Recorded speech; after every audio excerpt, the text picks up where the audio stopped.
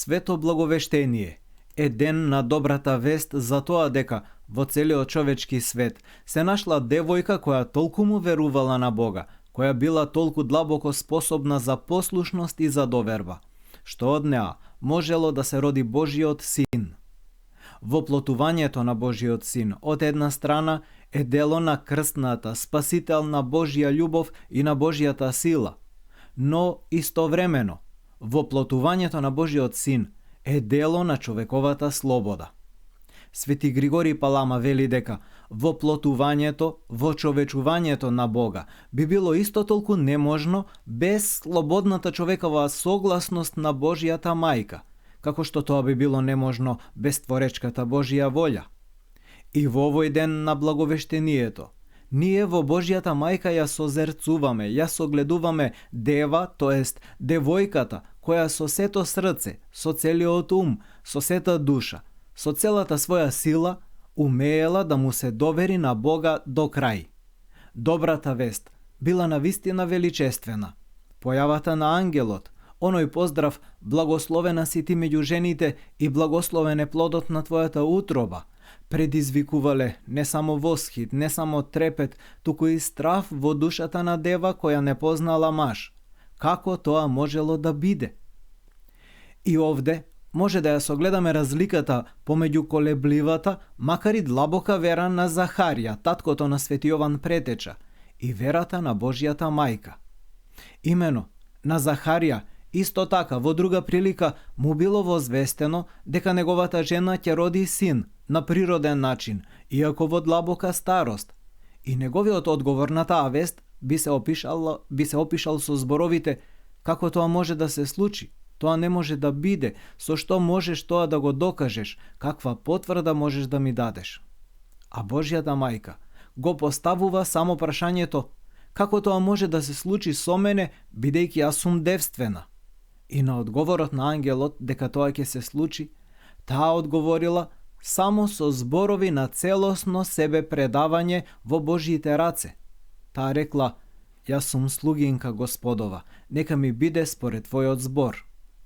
Зборот слугинка во неговата денешна употреба означува поробеност. Во словенскиот јазик слуга се нарекувал себе си човек што својот живот, својата волја ги предавал на друг. И таа, навистина, својот живот му го предала на Бога, својот живот, својата судбина, примајќи ја со вера, односно со несватлива доверба, веста за тоа дека токму таа ќе стане мајка на воплотениот Божји син. За неа праведната Елисавета вели: блажена е таа што поверува, зашто ќе и биде она што Господ и го кажа. Во Божјата мајка ние наоѓаме восхитувачка способност за доверување на Бога до крај. Но таа способност не е природна.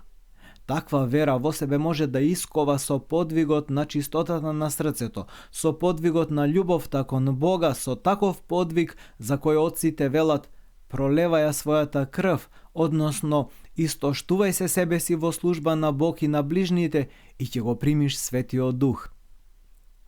Накратко, благовеста која денес ја славиме и споменуваме е дека човековиот род ја родил, ја принел како дар на Бога девојката што во својата царствена човечка слобода била способна да стане мајка на Божиот син, кој пак слободно се предаде себе си за спасение на светот.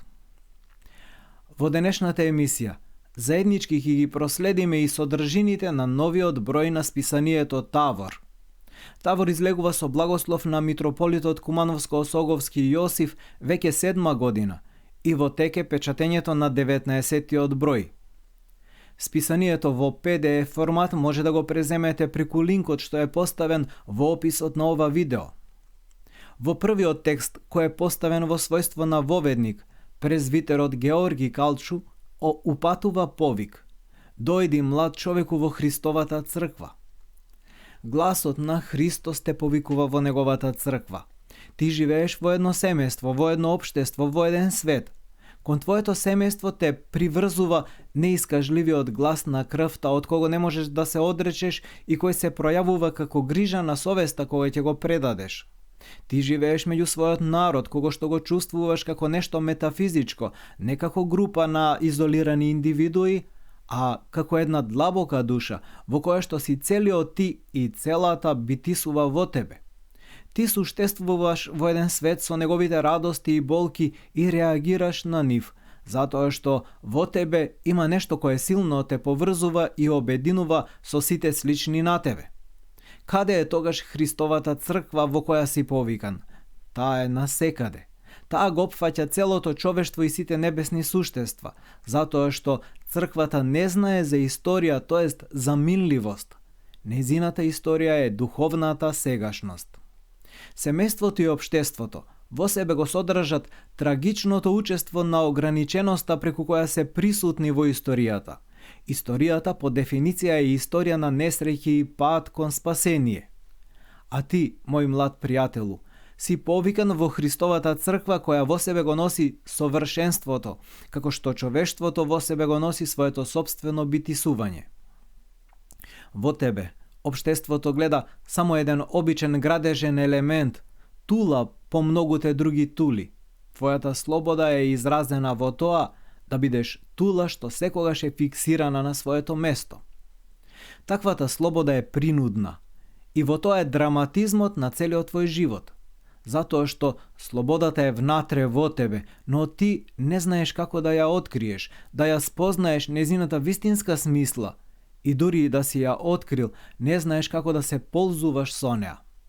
Те учеле дека не си слободен, од причина што твојата слобода се изразува во познавање на неопходноста, а неопходноста ти е наметната однадвор, од туѓа страна за тебе, како во бездушен механизам. Црквата Христова пак е жива и слободна. Во неа живееме во Христос кој е глава на црквата. Тој има совршена слобода и во неговата црква ние ја познаваме вистината. А вистината не прави слободни, како што вели светиот апостол Јован Богослов. Свети праведен Јован Кронштадтски, со еден од записите во неговиот дневник, од кој во Тавор објавуваме извадок, не повикува и не прашува кон што водат постот и покајанието, зошто труд, води кон очистување на гревовите, кон душевен спокој, кон соединување со Бога, кон синовство, кон смелост пред Господа. Има зошто да се пости и од цело срце да се исповедаме. Наградата ќе биде непроценлива за добросовесниот труд. Кај многуминали од нас има чувство на синовска љубов кон Бога. Многуминали од нас со смелост неосудено смеат да го повикуваат небесниот Бог Отец и да велат Оче наш. Не, напротив, во нашите срца сосема не се слуша таквиот синовски глас кој е заглушен од суетата на овој свет или од приврзаноста кон предметите и неговите задоволства. Не е ли далеку Отецот Небесен од нашите срца? Да влеземе во самите себе, со сета строгост да го разгледаме нашето нечисто срце и да увидиме какво мноштво на нечистоти го заградуваат кон него достапот на божествената благодат, да осознаеме дека сме духовно мртви. Добро ли е да се слуша од Господа гневниот глас: овој народ се приближуваат кон мене со устата своја и со устните ме почитува, а срцето негово стои далеку од мене. Затоа, во црква да не стоиме со душевна расслабеност, туку секој да гори со својот дух, работејки за Господа. И луѓето малку ги ценат услугите кои ги извршуваме студено од навика, а Бог го сака имено нашето срце. Дај ми го, сине, твоето срце, се вели во изреките Соломонови. Зашто срцето е главно во човекот, неговиот живот и повеќе, нашето срце е самиот човек. Насловот на текстот "Нашиот брат е нашиот живот" всушност е изрека од Свети Силуан Атонски. Во писмата од ученикот на старец Силуан, Свети Софрони Сахаров, тој ги исповеда своите духовни согледувања. Сметам дека доколку ги кажуваме само првите два збора на таа молитва, тоест на молитвата Оче наш, восприемајќи ја нивната длабока смисла, Целиот живот во сите своји аспекти и манифестации би се променило од корен. Штом сум син на безпочетниот Отец, значи смртта нема власт над мене. Не сум роб, а Господин, по образот на господството на самиот Бог. Значи сум вистински слободен во вистинската смисла на зборот. Престојувајќи во таква состојба, човекот го восприема секој друг свој брат како син на воскресението и тој веќе престанува да биде за мене ништо или туѓ, а не свој. Туку, тој е мој вечен брат и како би можел да го убијам тој брат? Нели јас ке се сретнам со него во вечноста, надвор од која е непоимливо битисувањето и самото време? Или, како што старецот Силуан велеше, нашиот брат, тоа е нашиот живот. Со таков став, човек лесно и природно им проштева на сите за се и действително ги сака оние кои не го сакаат. Но само вистинските верници можат да достигнат таква евангелска состојба. Молитвата која произлегува од детското восприемање на верата, открива пред човекот други хоризонти пред кое сето останато губи смисла. Текстот Таинството на личниот Бог е поглавје од книгата Православна духовност од протоиерей Михаил Кардамакис. Учењето за Света Троица во православието не е само догматски канон или една област од схоластичка теологија, туку прашање на животот и смртта, со оглед на тоа дека тајната на Света Троица е објава на длабочината на личната вистина која се познава како неизмерна љубов. Тајната на Света Троица не е светна идеја од човечка философија, туку е троична тајна на Божјата икономија која го втемелува битието и го одржува неговиот онтолошки карактер. Она што го држи светот однатре не е стабилност на некој закон, туку љубовта на трите личности, Отецот, Синот и Светиот Дух, неискажливата и несватлива тајна на едниот и троичен Бог. Благословената и царствена Троица, која е лична причина и извор, темел и средиште на севкупното постоење и на целиот свет. Од оваа личностна тајна, која со бескрајната и неопислива Божја икономија го прави чудото на создавањето и спасението, доаѓа целата вистина и се одвива целиот живот на Христовата црква. Тоа е почетокот и крајот на христијанската вера и етос, коренот и богатството на христијанската побожност и духовност. Христијанското постоење е вкоренето и втемелено во тајната на Бог Света Троица. И нашиот христијански живот почнува, трае и завршува како дело и дејство на Пресвета Троица, во која сме крстени, со која живееме и осознаваме и мислиме, под која сме и под која ќе бидеме во вековите, затоа што од неа го имаме битието и добробитието. Христијанството е подражавање на Христос според можностите на човекот, и тоа со зборови, дела и мисли, со правилна и непорочна вера во Бог Света Троица. Во текстот Светата тајна крштение, митрополитот Иларион Алфеев го објаснува овој црковен чин. При трократното потопување во водата со повикувањето на името на Света Троица, човекот се мие од сите своји гревови извршени до крштението. Нему му се враќа првосоздадената убавина и чистота. Тој се мие од општата гревовна наследност која им е својствена на сите луѓе и која во западното богословие се нарекува првороден грев. Но, за да биде целосен христијанин, очистувањето од гревот се уште не е доволно.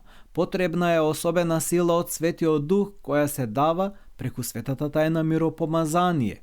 Затоа, откако новокрстениот ќе се облече во бела облека и ќе стави ланче со крст околу вратот, свештеникот над него ја извршува тајната миропомазание.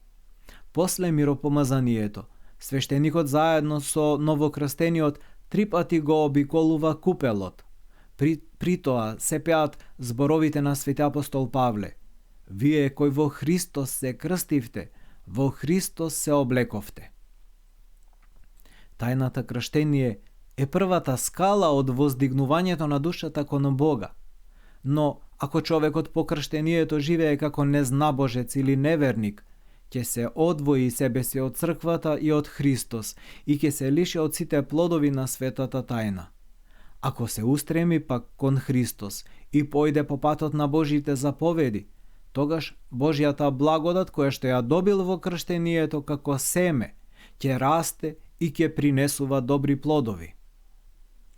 Во текстот "Гревот како себе обожување", професорот Јован Корнаракис ги анализира последиците од гревопадот на Адам. Тој вели: Адам е изгонет од рајот. Изгонет е таму каде што, според антропоморфната слика за местото на неговото изгонување, не постои простор за Бог. Неговото изгонување од рајот во земјата на маките описно ја дополнува сликата за неговото отстапување од Бог. Дали споменот за Божјото лице оставил некаква бледа трага во неговиот внатрешен свет, тоа не го знаеме. Наспроти тоа, утешителното слово на протоевангелието за далечната, но сигурна Божја милост кон паднатиот Адамов човек во моментите на горките маки би оставило нешто да светка во неговиот измачен душевен свет. Отпаѓање од татковското посиновување. Освен другите дарови, што ги загубил преку престапувањето на Божјата заповед, Адамовиот човек во своето паѓање се лишил и од дарот на синовството, тоест на Божјото татковство. Според Свети Максим Исповедник, кога Бог го создал човекот, во него го насадил семето на синовството како предуслов и можност за стекнување на богоподобието. Татковството и синовството во духовниот украс со даровите на Божиот образ биле белези на Божиото создание, за да може боголюбиво да се движи кон обожението според благодат. Преку својот противбожествен избор, Адам се нашол во стапицата на новиот начин на живот во кој што владеела похотта кон насладата. Неговиот душевен свет се исполнувал со таа похот на вкусувањето на забранетиот плод. Тој начин на живот во наслада ги породил гнилежноста и смртта во човековата душа. И, според Свети Максим Исповедник, животот во наслада за Адам се претворил во мајка на смртта и гнилежноста. Потенцијалниот дар на синовството од Бога бил изгубен, а наместо тоа, паѓањето на Адам во грев го довело до мајчинството на гнилежноста и смртта. Адам во себе ја носел силата за Божјото синовство, но тој ја обесилил преку паѓањето во грев, бидејќи неговата волја веќе не сакала да ја користи таа сила. Тој имал слободна волја, но заради паѓањето таа веќе не била слободна волја, волја која што не сакала да бара. Така, првосоздадениот нарушител на заповедта не ја активирал силата на синовството за остварување на богоподобието. Вмешувањето на демонската змија ја пренасочило неговата слободна волја од божественото богоподобие кон демонското и ќе бидете како богови, тука и сега. Демонската змија не ја нападнала директно можноста за богоподобие во човекот, туку посредно, предлагајќи друго рамно Божие, кој ќе настапело побрагу во споредба со она време што би било потребно за постигнување на богоподобието според благодат. Змијата ја претворила благодатната динамика на божественото ветување за обожение според благодат во демонска вистина, откриена во зборовите. Тогаш змијата и рече на жената: "Не, вие нема да умрете. Бог знае оти оној ден кога ќе вкусите од него, ќе ви се отворат очите, па ќе станете како богови и ќе знаете што е добро, а што зло." Така, од учесник во вечноста на Бог, каков што бил предгревовниот човек, тој целосно се отуѓил од божествената природа и останал лишен од татковскиот авторитет, поради тоа што преку престапот го изгубил божественото посиновување што било всадено во него. Како особено значаен актуелен текст во овој број на Тавор, ќе го истакнам теолошки и научни теории на знаење од Георги Манзаридис, емеритус професор од Теолошкиот факултет на Аристотеловиот универзитет во Солун. Во тој текст се вели: православната христијанска теологија одсекогаш разликувала два вида знаење: секуларно, односно световно, и божествено. Секуларното знаење, филозофијата и сите науки, функционира на ниво на создадена материја и не е во можност да пристапи кон несоздаденото, кон божественото, кое што ја открива Божјата цел за создавањето на светот. Секуларната наука по природа е емпириска, го објективизира светот и секогаш и секаде бара објективност. Иако зависи од индивидуата и своите скокови ги прави преку лична инспирација, сепак таа избегнува субјективност. Како знаење за променливи и релативни ствари, научното знаење е променливо и релативно. И како обид да се разбере конечниот свет со својата бесконечност на димензиите и појавите, тоа секогаш е и конечно и незавршено. Божественото знаење, богопознанието, е од личностна природа. Не функционира на ниво на објективизација и никогаш не станува објективно. Секако, тоа води кон објективизација, но тоа не е неговата суштина. Божественото знаење е плод на вистинско заедничарење. Тоа е заедница на љубов. Ова исто така има емпириски карактер, иако таквото искуство, тоест опит, не функционира на ниво на телесни чувства, туку на духовни и на духовно заедничарење. Како заедница со Бога, кој е бесконечен и трансцендентен, ова знаење, богопознание на излегувањата, на пројавите од суштината Божја кон светот и кон човекот, е бесконечно и трансцендентно. И ги има овие карактеристики не заради неизвестност или релативност, туку заради тежината и бесконечноста. Иако теологијата има позитивен став кон секуларното знаење и науката, таа продолжува да укажува на релативноста и непостојаноста што ја обележуваат. Секуларното знаење е корисно, но не секогаш нужно во однос на препознавањето или исполнувањето на нашите цели како луѓе. Над него стои вистината која што води до богопознанието и до спасението. И оваа вистина не може да се најде во предметите, ниту пак е објективна. Тоа е вистината на животот и на заедничарењето, љубовта и на мирот, убавината и слободата. Вистината која што е соодветна за човечката личност е личностна вистина. Тоа е Христовата вистина или поточно вистината е самиот Христос, кој е, кој бил и кој иде. Оваа личностна природа на вистината е од најголемо значење за нас. Живата вистина не може да се објективизира, бидејќи низиното објективизирање би било и нејзино скаменување и некроза. Познавањето на оваа вистина е искуство на животот. Тоа е плод на соединување на два субјекта во едно исто битие, Бог и човечката личност. Никој од нив не станува предмет, и двете, и Бог и личноста, ја живеат таа пројава како соединет живот. Ова остварување има посебно значење во однос на пристапувањето и вреднувањето на некоја вистина што може би ја бараме во животот.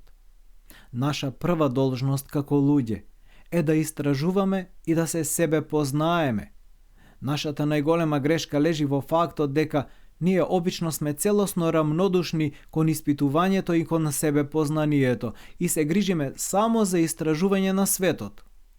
Не само што едноставно не успеваме да бидеме доволно заинтересирани за себе, на наша штета, туку честопати одиме до таму што можеме да бидеме исклучиво еднострани, тотално напуштајќи се во име на истражувањето на светот. Повелете, преземете го пролетниот број на Тавор преку линкот при ова видео и прочитајте ги и останатите содржини кои се интересни и душеполезни.